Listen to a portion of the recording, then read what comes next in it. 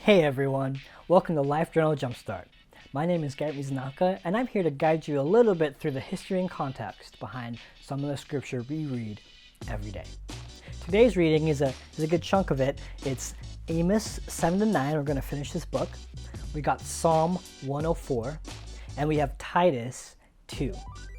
Now in Amos, this is a great book, and this is around kind of the series of visions that Amos is having, and he writes them down. And as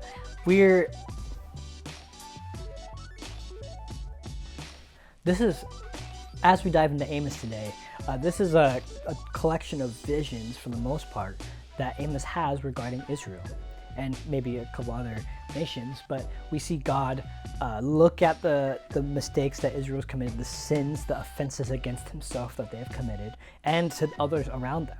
And he judges them, and he destroys them, and destroys their idols, and really everything. Destroys everything. At the end, we see the narrative of forgiveness, restoration, and grace. And God begins to promise to rebuild the line of David that was so terrible at the time.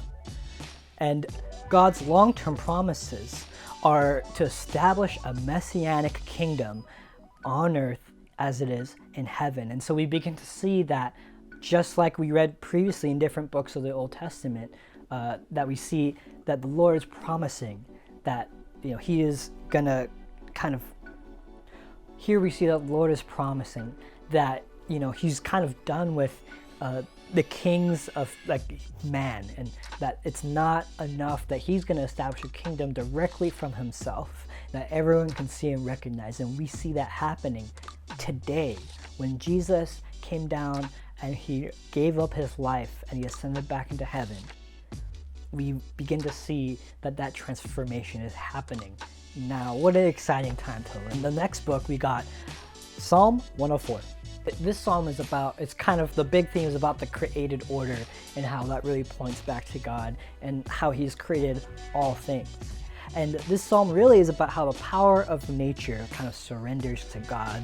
And you'll see that was a big thing for Jesus, that people started to look at him, was because the creation bowed to him, it obeyed him. And things that man can't control, God can control.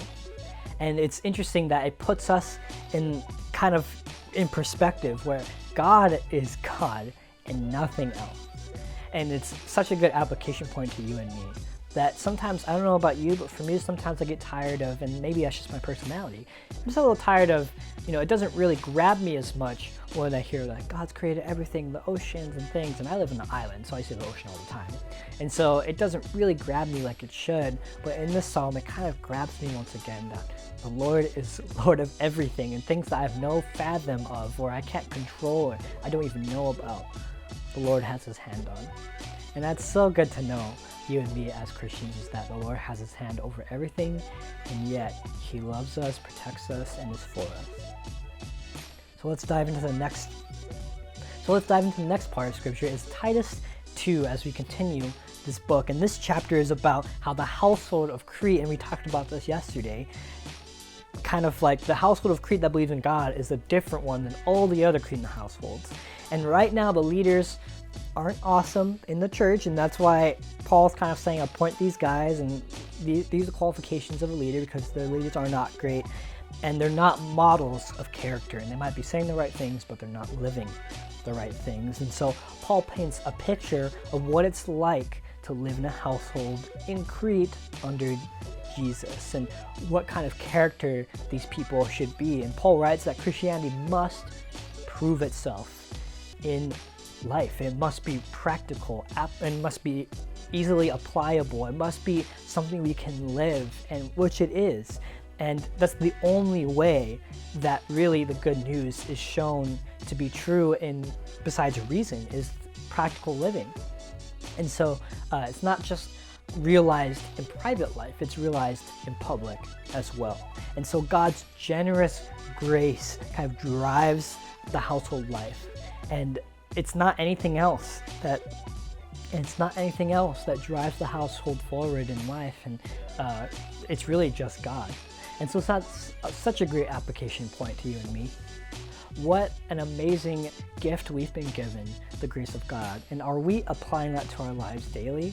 Are we letting that infect our households and our lives? And are we getting in front of God and asking Him to saturate our soul with who He is, and to die to ourselves daily and to begin to follow Him every single moment of every single day? And one of the best ways to start that off every day is to read scripture like we're going to do, and to ask ourselves this question: how will you and I be different because of what we have read today? See you tomorrow.